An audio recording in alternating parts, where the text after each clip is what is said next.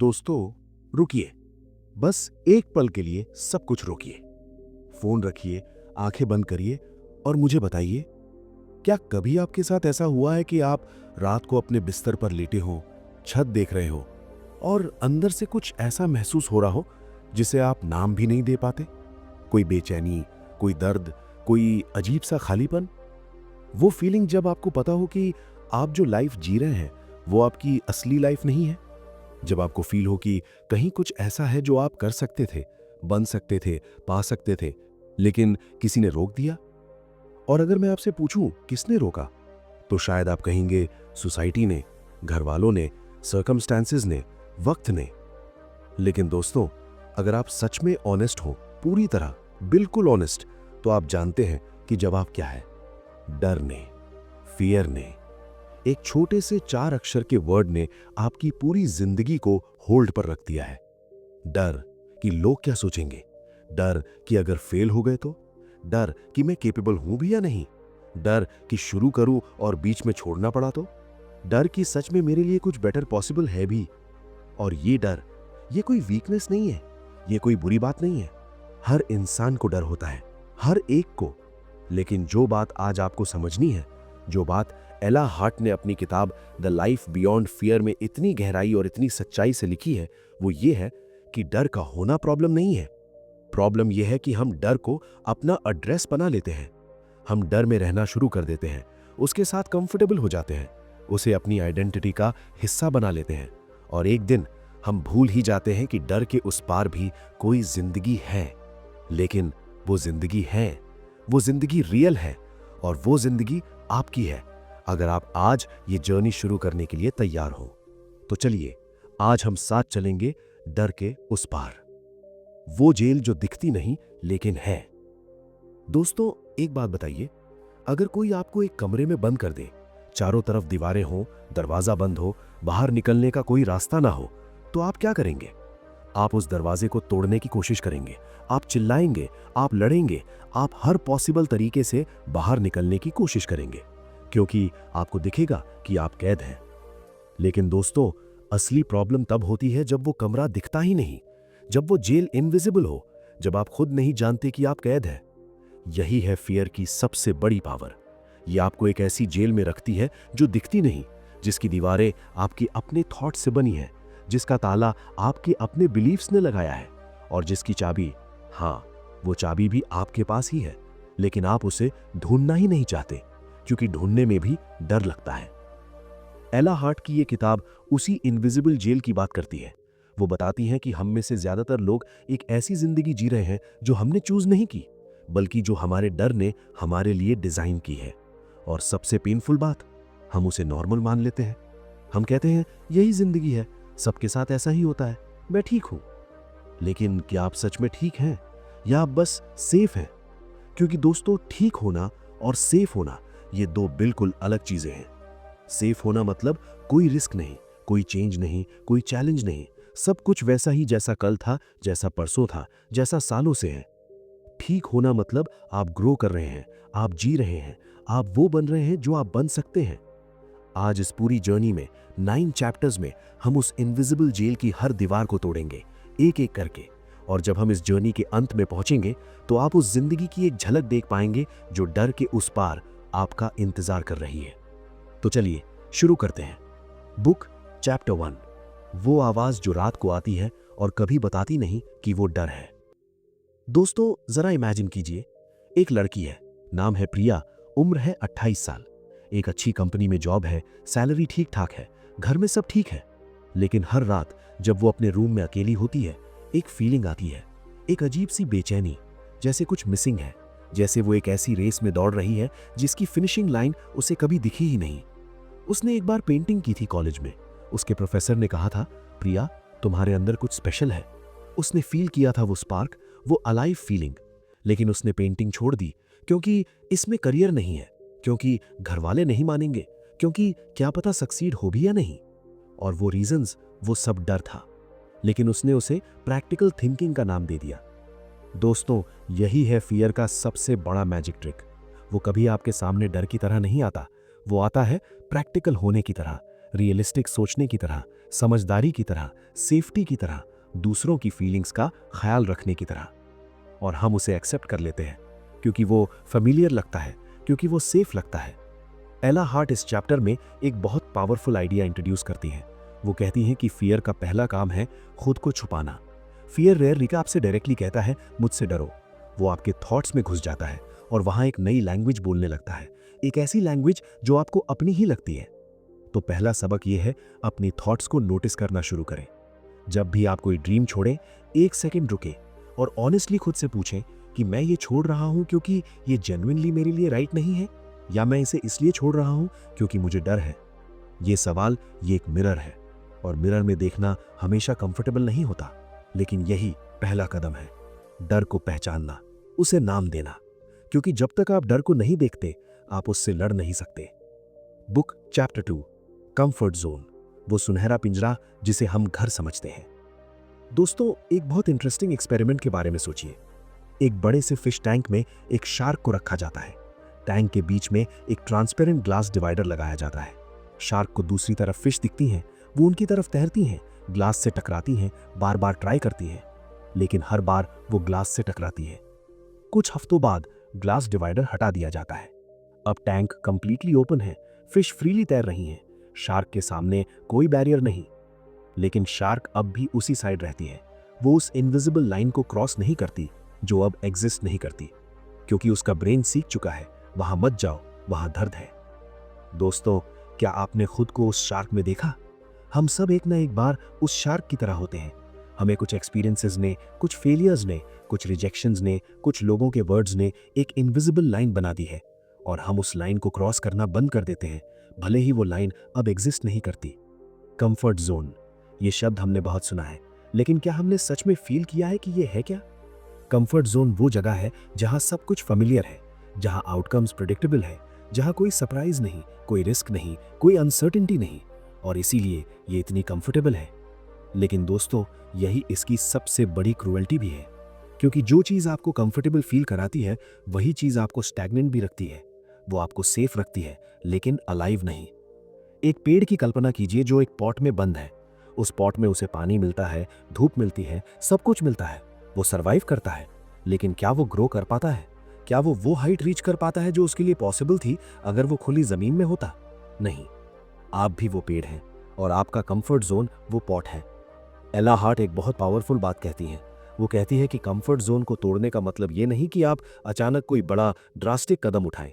Comfort zone को तोड़ने का मतलब है हर दिन थोड़ा सा उस लाइन की तरफ बढ़ना। 1 इंच, बस 1 इंच। आज वो कॉल करें जो आप 3 हफ्ते से टाल रहे थे। आज वो आइडिया शेयर करें जो आप किसी को बताने से डर रहे थे। आज वो स्किल सीखना शुरू करें जिसके बारे में आप सोचते रहते थे कभी करूंगा। हर रोज 1 इंच, और एक दिन आप पीछे मुड़ेंगे और देखेंगे कि आप कितनी दूर आ गए। बुक चैप्टर 3, वो स्टोरीज जो हम खुद के बारे में सुनाते हैं और जो हमें तोड़ देती हैं। दोस्तों, कभी आपने गौर किया है, हम सब एक स्टोरी टेलर हैं। हर इंसान।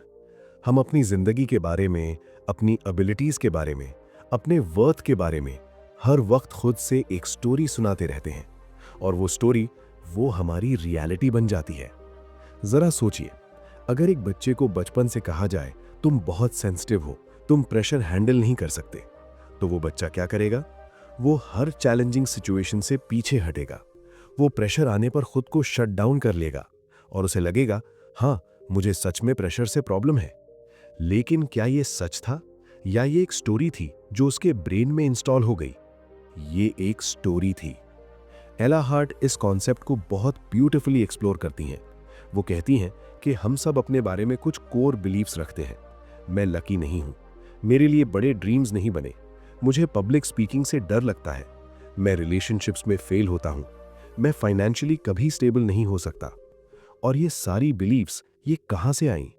किसी ने एक बार कुछ कह दिया, एक फेलियर हुई, एक रिजेक्शन मिली, एक एम्बैरेसिंग मोमेंट हुआ, और हमारे ब्रेन ने उस एक इंसिडेंट से एक यूनिवर्सल ट्रूथ बना लिया।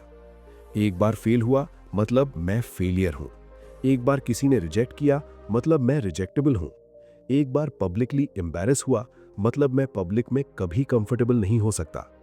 ये हमारा ब्रेन करता है, क्योंकि ये उसका तरीका है खुद को फ्यूचर पेन से बचाने का। वो कहता है, देखो पिछली बार हर्ट हुए थे तो इस बार मत जाओ। लेकिन दोस्तों, ब्रेन का ये प्रोटेक्टिव इंस्टिंक्ट कभी कभी हमारी सबसे बड़ी लिमिटेशन बन जाता है। तो प्रैक्टिकल लेसन ये है, अपनी स्टोरीज को एग्जामिन करना शुरू करें। वो बिलीव्स जो आप अपने बारे में रखते हैं, एक एक को चैलेंज करें। मैं ये बिलीव क्यों करता हूं? ये बिलीव कहां से आई? क्या ये सच है या ये सिर्फ एक स्टोरी है जो मैंने खुद को सुनाई है? और जब आप एक बिलीव को जेन्युइनली चैलेंज करते हैं, जब आप उसे एक स्टोरी की तरह देखते हैं, एक परमानेंट ट्रुथ की तरह नहीं, तो उसकी पावर कमजोर पड़ने लगती है। आप उस स्टोरी के राइटर हैं और हर राइटर को अपनी स्टोरी रीराइट करने का हक है। चैप्टर 4, वल्नरेबिलिटी, वो ताकत जिसे हमने कमजोरी समझ लिया। दोस्तों, एक बहुत इंटरेस्टिंग सवाल पूछना चाहता हूं। आपने आखिरी बार कब किसी को ऑनेस्टली कहा, मुझे डर है? कब था आखिरी बार जब आपने किसी के सामने एडमिट किया, मैं कंफ्यूज्ड हूं, मुझे नहीं पता, मैं हर्ट हूं? अगर आपको याद नहीं तो आप अकेले नहीं हैं। हम एक ऐसी दुनिया में जी रहे हैं जहां स्ट्रांग होना है, हर वक्त टुगेदर होना है, हर सिचुएशन हैंडल कर लेना है। इमोशंस दिखाना वीकनेस है, वल्नरेबल होना यानी कमजोर होना। लेकिन दोस्तों, ये एक बहुत बड़ा झूठ है। एला हार्ट इस चैप्टर में एक ऐसी बात कहती हैं जो शायद आपने पहले इस तरह कभी नहीं सुनी। वो कहती हैं, वल्नरेबिलिटी वीकनेस नहीं है, वल्नरेबिलिटी वो करेज है जो आपको ऑथेंटिक बनाती है। जब आप वल्नरेबल होते हैं, जब आप ऑनेस्टली एक्नॉलेज करते हैं कि आपको डर है, कि आप परफेक्ट नहीं हैं, कि आपके पास सारे जवाब नहीं हैं, तब दो चीजें होती हैं। पहली, आप खुद के साथ ऑनेस्ट हो जाते हैं, और जब आप खुद के साथ ऑनेस्ट होते हैं तो आपका एनर्जी उस परफॉर्मेंस को मेंटेन करने में नहीं जाती जो आप दुनिया के लिए देते हैं। वो एनर्जी आपके एक्चुअल ग्रोथ में जाती है। दूसरी, लोग आपसे जेन्युइनली कनेक्ट होते हैं, क्योंकि परफेक्ट लोगों से कोई कनेक्ट नहीं होता। परफेक्ट लोग इंस्पायर करते हैं, लेकिन रियल लोग जो अपनी स्ट्रगल्स को ऑनेस्टली शेयर करते हैं, वो दिलों में जगह बनाते हैं। जरा इमेजिन कीजिए, आप किसी मोटिवेशनल स्पीकर को देख रहे हैं। वो स्टेज पर खड़ा है, बिल्कुल पॉलिश्ड, बिल्कुल कॉन्फिडेंट। वो आपको बताता है, मैंने सब अचीव किया, मैंने कभी डाउट नहीं किया, मैंने कभी फेयर फील नहीं किया। आप उसकी बात सुनते हैं, शायद इंप्रेस्ड भी होते हैं, लेकिन क्या आप जेन्युइनली कनेक्ट होते हैं? अब दूसरी सिचुएशन इमेजिन करें। वही स्पीकर स्टेज पर आता है और कहता है, दोस्तों, मुझे भी डर लगा था, मैं भी रातों को जागकर सोचता था कि क्या मैं ये कर पाऊंगा। मैं भी फेल हुआ, मैंने भी क्राई किया, मैंने भी सब कुछ छोड़ देने के बारे में सोचा, लेकिन मैं डरते हुए भी चलता रहा। अब आप उससे कनेक्ट होते हैं। अब उसकी बात आपके अंदर तक पहुंचती है, क्योंकि वो आपको अपने जैसा लगता है। और जब कोई आपको अपने जैसा लगे तो उसकी जर्नी आपको ये फील कराती है कि शायद आपकी भी जर्नी पॉसिबल है। यही है वल्नरेबिलिटी की ताकत। तो आज से अपने साथ ऑनेस्ट रहने की प्रैक्टिस करें। अपने डर को एक्नॉलेज करें, उसे छुपाएं नहीं, क्योंकि जब आप उसे छुपाते हैं वो और बड़ा होता जाता है। लेकिन जब आप उसे देखते हैं, नाम देते हैं, एक्नॉलेज करते हैं, वो श्रिंक होने लगता है। Chapter 5, the paralysis of what if, वो दो शब्द जो सपने मार देते हैं। दोस्तों, व्हाट इफ, क्या होगा अगर, ये दो शब्द, ये दो छोटे से शब्द, इन्होंने कितने सपने मार दिए हैं, कितने ड्रीम्स को शुरू होने से पहले ही खत्म कर दिया है, कितनी अपॉर्चुनिटीज को आने से पहले ही रिजेक्ट कर दिया है। क्या होगा अगर मैं फेल हो गया? क्या होगा अगर लोगों ने जज किया? क्या होगा अगर इतनी मेहनत के बाद भी कुछ नहीं हुआ? क्या होगा अगर मैं सच में केपेबल नहीं हूं? क्या होगा अगर सब मुझ पर हंसे? और हम उन सिनेरियोज को इतनी बारीकी से इमेजिन करते हैं, इतनी डिटेल में, कि वो हमें रियल लगने लगते हैं। वो फेयर जो अभी एग्जिस्ट ही नहीं करता, वो हमारे बॉडी में फिजिकल सेंसेशन पैदा कर देता है। हार्ट रेस करने लगता है, हैंड स्वेटी हो जाते हैं, ब्रीदिंग टाइट हो जाती है। ये सब एक ऐसी चीज के बारे में जो अभी हुई ही नहीं है। एला हार्ट इसे फ्यूचर फियर ट्रैप कहती हैं। हम एक ऐसे फ्यूचर में जी रहे होते हैं जो एग्जिस्ट नहीं करता, और उस इमेजिनरी फ्यूचर के डर में हम अपना प्रेजेंट डिस्ट्रॉय कर देते हैं। लेकिन दोस्तों, यहाँ एक बहुत पावरफुल रीफ्रेम है। व्हाट इफ दोनों डायरेक्शंस में जा सकता है। क्या होगा अगर मैं फेल हो गया? लेकिन साथ में ये भी पूछिए, क्या होगा अगर मैं सक्सीड हो गया? क्या होगा अगर लोगों ने जज किया? लेकिन साथ में क्या होगा अगर लोगों ने इंस्पायर हो गए? क्या होगा अगर इतनी मेहनत के बाद भी कुछ नहीं हुआ, लेकिन साथ में ये भी पूछिए, क्या होगा अगर मेहनत ने वो नतीजा दिया जिसकी मैं कल्पना भी नहीं कर सकता। दोस्तों, व्हाट इफ एक न्यूट्रल टूल है। आप उसे किस डायरेक्शन में यूज करते हो ये आपके हाथ में है। और प्रैक्टिकली आज से एक एक्सरसाइज करें। जब भी आप कोई इंपॉर्टेंट डिसीजन लेने वाले हों और व्हाट इफ का डर आए तो एक पेपर लें। बाईं तरफ लिखें सारे वर्स्ट केस सिनेरियोज और दाईं तरफ सारे बेस्ट केस सिनेरियोज, और फिर ऑनेस्टली देखें क्या वर्स्ट केस सिनेरियो एक्चुअली उतना डेवस्टेटिंग है जितना आपका ब्रेन बना रहा है। ज्यादातर केसेस में नहीं। आप उससे रिकवर कर सकते हैं, आप उसे हैंडल कर सकते हैं। और क्या बेस्ट केस सिनेरियो उतना इम्पॉसिबल है जितना आपका डर बता रहा है? ज्यादातर केसेस में नहीं। वो पॉसिबल है, वो रियल है। तो फिर क्यों नहीं? चैप्टर 6, फेलियर, वो टीचर जिसे हमने कभी स्कूल में नहीं पढ़ा। दोस्तों, एक बात कहूं, आप जो सबसे ज्यादा डरते हैं, जो चीज आपको रातों को जगाए रखती है, जिसके बारे में सोचकर आप कोई भी नया कदम उठाने से रुक जाते हैं, वो फेलियर है। और मैं आज आपसे एक ऐसी बात कहना चाहता हूं जो शायद आपको अनकंफर्टेबल फील कराए। फेलियर इनएविटेबल है। अगर आप कुछ भी मीनिंगफुल करना चाहते हैं, कुछ भी जो मैटर करता हो, तो फेलियर उस जर्नी का हिस्सा है। ये ऑप्शनल नहीं है, ये इंक्लूडेड है। लेकिन हमें फेलियर से डराना क्यों सिखाया गया? क्योंकि हमारे एजुकेशन सिस्टम ने, हमारे सोसाइटी ने, कभी कभी हमारे घर ने फेलियर को पनिशमेंट की तरह प्रेजेंट किया। फेल हुए मतलब बुरे हो, मार्क्स कम आए मतलब तुमने कोशिश नहीं की, जॉब नहीं मिली मतलब तुम में कुछ कमी है, और हम वो मैसेज इंटरनलाइज कर लेते हैं।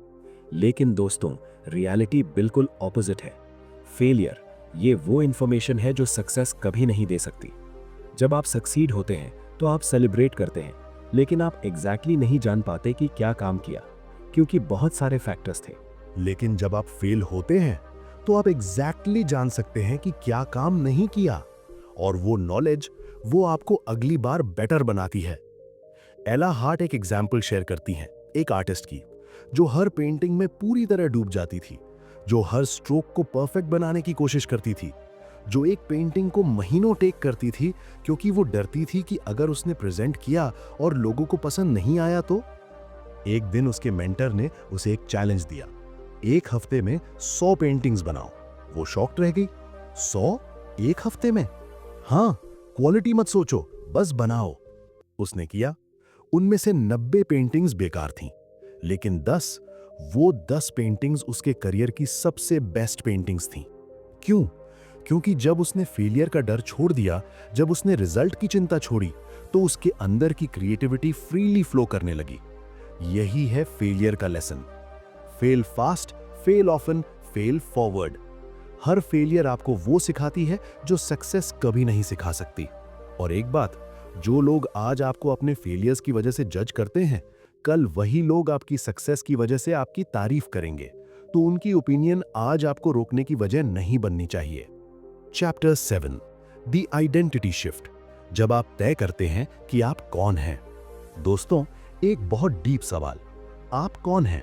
और मेरा मतलब आपकी जॉब से नहीं है, आपकी डिग्री से नहीं है, आपकी फैमिली से नहीं है। मेरा मतलब है आप अपने कोर में खुद को कैसे डिफाइन करते हैं। क्योंकि दोस्तों, जो आप खुद को समझते हैं, जो आप खुद को बिलीव करते हैं, वही आपकी रियलिटी बनती है। ये कोई स्पिरिचुअल कॉन्सेप्ट नहीं है, ये प्योर साइकोलॉजी है। अगर आप खुद को एक स्ट्रगलिंग पर्सन की तरह देखते हैं तो आप हर सिचुएशन में स्ट्रगल ढूंढेंगे। अगर आप खुद को अनलकी पर्सन की तरह देखते हैं तो आप हर कोइंसिडेंस को बैड लक की तरह इंटरप्रेट करेंगे। अगर आप खुद को नॉट गुड इनफ की तरह देखते हैं तो जब भी कोई अच्छा अपॉर्चुनिटी आएगा आप उससे पीछे हट जाएंगे, क्योंकि वो अपॉर्चुनिटी आपकी करंट आइडेंटिटी से मैच नहीं करती। ये कॉन्सेप्ट है आइडेंटिटी बिहेवियर गैप। हमारा बिहेवियर हमारी आइडेंटिटी को फॉलो करता है। हम वही करते हैं जो हम सोचते हैं कि हम जैसे लोग करते हैं। एक स्मोकर जो क्विट करना चाहता है, जब भी उसे सिगरेट ऑफर होती है और वो मना करता है, अगर वो कहता है मैं ट्राई कर रहा हूं क्विट करने की, तो वो स्टिल खुद को स्मोकर की तरह आइडेंटिफाई कर रहा है। लेकिन अगर वो कहे मैं स्मोकर नहीं हूं, तो उसकी आइडेंटिटी शिफ्ट हो गई, और वो शिफ्ट उसके बिहेवियर को ऑटोमेटिकली चेंज कर देती है। एला हार्ट यहां एक ट्रांसफॉर्मेटिव आइडिया देती हैं। वो कहती हैं, पहले आइडेंटिटी डिसाइड करो, फिर बिहेवियर फॉलो होगा। मैं एक करेजियस पर्सन हूं, मैं एक लर्नर हूं, मैं एक क्रिएटर हूं, मैं वो इंसान हूं जो डर के बावजूद आगे बढ़ता है। ये एफर्मेशंस नहीं हैं, ये आइडेंटिटी डिक्लेरेशंस हैं। और जब आप इन्हें जेन्युइनली बिलीव करने लगते हैं तो आपका ब्रेन ऑटोमेटिकली उस आइडेंटिटी के कंसिस्टेंट एक्शंस लेने लगता है। तो आज एक काम करें, एक सेंटेंस लिखें, मैं वो इंसान हूं जो ब्लैंक, और उस ब्लैंक में वो डालें जो आप जेन्युइनली बनना चाहते हैं। ये एक सेंटेंस आपकी नई स्टोरी की पहली लाइन है। चैप्टर 8, एक्शन इन फियर, डरते हुए भी चलना ही असली करेज है। दोस्तों, एक बहुत बड़ा मिसकंसेप्शन है जो हम सबके मन में है। वो ये है कि करेज का मतलब है डर का न होना, कि ब्रेव लोगों को डर नहीं लगता, कि जब आपका डर चला जाएगा तब आप एक्शन लेंगे। लेकिन दोस्तों, ये सबसे बड़ा झूठ है जो हमें कहीं ना कहीं से बता दिया गया। करेज का मतलब डर का न होना नहीं है। करेज का मतलब है डर होते हुए भी आगे बढ़ना। Feel the fear and do it anyway. डर को फील करो और फिर भी करो। हर सोल्जर जो बैटलफील्ड पर जाता है डरा हुआ होता है। हर एंटरप्रेन्योर जो अपना फर्स्ट वेंचर स्टार्ट करता है डरा हुआ होता है। हर आर्टिस्ट जो पहली बार अपना काम पब्लिक करता है डरा हुआ होता है। हर इंसान जो किसी को पहली बार आई लव यू कहता है डरा हुआ होता है। डर वहां था, लेकिन एक्शन भी था। और यही डिफरेंस है उन लोगों में जो लाइफ चेंज करते हैं और उनमें जो सिर्फ चेंज चाहते हैं। एला हार्ट यहां एक बहुत ब्यूटीफुल कॉन्सेप्ट इंट्रोड्यूस करती हैं। वो इसे करेजियस एक्शन लूप कहती हैं। ये लूप इस तरह काम करता है। आप एक स्मॉल एक्शन लेते हैं डर के बावजूद। वो एक्शन एक छोटा सा रिजल्ट देता है। वो रिजल्ट आपको थोड़ा सा कॉन्फिडेंस देता है। वो कॉन्फिडेंस आपको थोड़ा बड़ा एक्शन लेने की करेज देता है। और ये लूप चलता रहता है। लेकिन इस लूप को स्टार्ट करने के लिए पहला एक्शन लेना होगा डर के साथ। और वो पहला एक्शन बहुत बड़ा नहीं होना चाहिए, वो बस रियल होना चाहिए। एक फोन कॉल जो आप टाल रहे थे, एक कॉन्वर्सेशन जो आप अवॉइड कर रहे थे, एक एप्लीकेशन जो आप भरने से डर रहे थे, एक पोस्ट जो आप पब्लिश करने से हिचकिचा रहे थे। कोई एक छोटा सा स्टेप। और ये याद रखिए, डर कभी पूरी तरह नहीं जाता, लेकिन जैसे जैसे आप एक्शन लेते हैं डर का साइज घटता जाता है। वो छोटा होता जाता है, वो मैनेजेबल होता जाता है। आप उसके ओनर बन जाते हैं, वो आपका ओनर नहीं रहता। Chapter 9, the life beyond fear, वो जिंदगी जो आपका इंतजार कर रही है। दोस्तों, हम जर्नी के आखिरी चैप्टर में हैं और ये चैप्टर सबसे इंपॉर्टेंट है, क्योंकि ये चैप्टर सिर्फ किताब का हिस्सा नहीं है, ये आपकी जिंदगी का अगला चैप्टर है। अब तक हमने बात की डर को पहचानने की, कंफर्ट जोन तोड़ने की, अपनी स्टोरीज को रीराइट करने की, वल्नरेबिलिटी को स्ट्रेंथ की तरह यूज करने की, व्हाट इफ को रीफ्रेम करने की, फेलियर को टीचर की तरह एक्सेप्ट करने की, आइडेंटिटी शिफ्ट की, और डरते हुए भी एक्शन लेने की। ये सब टूल्स हैं, ये सब प्रैक्टिसेस हैं, लेकिन इन सब के पीछे एक क्वेश्चन है, एक फंडामेंटल क्वेश्चन। और वो क्वेश्चन है, आप किस जिंदगी के लिए ये सब कर रहे हैं। एला हार्ट अपनी किताब के आखिरी हिस्से में एक बहुत पावरफुल एक्सरसाइज देती हैं। वो कहती हैं, अपनी आंखें बंद करें और इमेजिन करें कि आपके पास कोई डर नहीं है, कोई लिमिटेशंस नहीं है, कोई जजमेंट नहीं है, कोई फेलियर का डर नहीं है। उस दुनिया में आप क्या करते, आप कहाँ होते, आप कौन होते। और जो इमेज आपके मन में आई वो आपकी सोल की आवाज है, वो आपका ट्रूएस्ट सेल्फ है, वो जिंदगी है जो आपके लिए पॉसिबल है। दोस्तों, वो जिंदगी कोई फैंटेसी नहीं है, वो जिंदगी रियल है, वो अचीवेबल है, वो आपकी है। बस एक चीज आपको उससे अलग कर रही है, और वो है डर। और अब आप जानते हैं कि डर क्या है, आप जानते हैं कि ये कैसे काम करता है, आप जानते हैं कि इससे कैसे डील करना है। जरा इमेजिन कीजिए 10 साल बाद का आप, वो आप जिसने आज का डिसीजन लिया, वो आप जिसने आज डर के बावजूद एक कदम उठाया, वो आप क्या फील कर रहा है। या दूसरा सिनेरियो, 10 साल बाद का वो आप जिसने आज भी वेट किया, जिसने कहा कल करूंगा, जब सही टाइम आएगा, जब डर थोड़ा कम होगा, वो आप क्या फील कर रहा है। आप दोनों में से कौन बनना चाहते हैं। आपका जवाब आपको पता है, वो मोमेंट जो जिंदगी बदल देता है। दोस्तों, एक बहुत पुरानी स्टोरी है। एक बूढ़ा व्यक्ति था, जिंदगी के आखिरी पड़ाव में था। एक यंग जर्नलिस्ट उससे मिलने आया। उसने पूछा, अगर आपको जिंदगी दोबारा जीने का मौका मिले तो आप क्या अलग करते। बूढ़े व्यक्ति ने एक लंबी चुप्पी के बाद कहा, मैं ज्यादा रिस्क लेता, मैं ज्यादा ट्राई करता, मैं उन चीजों को ज्यादा करता जो मुझे एक्चुअली जीने का फील देती थी, ना कि वो जो सेफ लगती थी। और फिर उसने कहा, जिंदगी में सबसे ज्यादा दर्द फेलियर से नहीं होता बेटे। सबसे ज्यादा दर्द उन चीजों से होता है जो तुमने कभी ट्राई ही नहीं किया। दोस्तों, वो मोमेंट, वो रिग्रेट, वो pain of what could have been, ये सबसे हैवी बर्डन है जो एक इंसान कैरी कर सकता है। आपके पास अभी भी चांस है, अभी, इस मोमेंट में। ये वीडियो देखकर आप यहां तक आए, इसका मतलब कुछ है। इसका मतलब है कि आपके अंदर कुछ है जो जागना चाहता है, कुछ जो आगे बढ़ना चाहता है, कुछ जो उस जिंदगी को जीना चाहता है जो डर के उस पार है। वो कुछ, वो आप हैं, असली आप। और असली आप वो डर से बड़े हैं, वो लिमिटेशन से बड़े हैं, वो किसी की ओपिनियन से बड़े हैं, वो किसी भी पास्ट फेलियर से बड़े हैं। एला हार्ट की ये किताब एक इन्विटेशन है, एक इन्विटेशन उस जिंदगी की तरफ जो आप डिजर्व करते हैं, जो आपकी है, जो आपका इंतजार कर रही है। बस एक कदम, एक छोटा सा डरा हुआ, अनसर्टन, इम्परफेक्ट लेकिन रियल कदम, आज, अभी, इस मोमेंट में। क्योंकि दोस्तों, डर के उस पार जिंदगी है, असली जिंदगी, वो जिंदगी जिसके लिए आप बने हैं, और वो जिंदगी आपकी है। बस जाना है। दोस्तों, अगर इस जर्नी ने आपको कहीं ना कहीं टच किया, अगर किसी एक भी मोमेंट ने आपको रोका, सोचने पर मजबूर किया, कुछ फील कराया, तो अभी बुक सफर को सब्सक्राइब करें। क्योंकि बुक सफर सिर्फ एक चैनल नहीं है, ये एक कम्युनिटी है उन लोगों की जो बिलीव करते हैं कि वो जो हैं उससे बेहतर बन सकते हैं, जो जानते हैं कि जिंदगी में और ज्यादा पॉसिबल है, जो डरते हैं लेकिन फिर भी चलते हैं। यहां हर हफ्ते एक नई किताब, एक नई जर्नी, एक नई पॉसिबिलिटी आती है। बेल आइकन जरूर प्रेस करें, क्योंकि अगला वीडियो आने वाला है एक ऐसी किताब पर जो आपको बताएगी कि जब पूरी दुनिया आपके अगेंस्ट हो तो आप अपना सबसे पावरफुल सेल्फ कैसे बनते हैं। एक ऐसी किताब जो हर उस इंसान के लिए है जो कभी कभी अकेला फील करता है, लेकिन जानता है कि उसके अंदर कुछ एक्स्ट्रा ऑर्डिनरी है। वो वीडियो मिस मत करना। तब तक के लिए याद रखिए, डर रियल है, लेकिन डर के उस पार की जिंदगी वो और ज्यादा रियल है। बुक सफर के साथ बने रहिए, ऊपर चढ़ते रहो।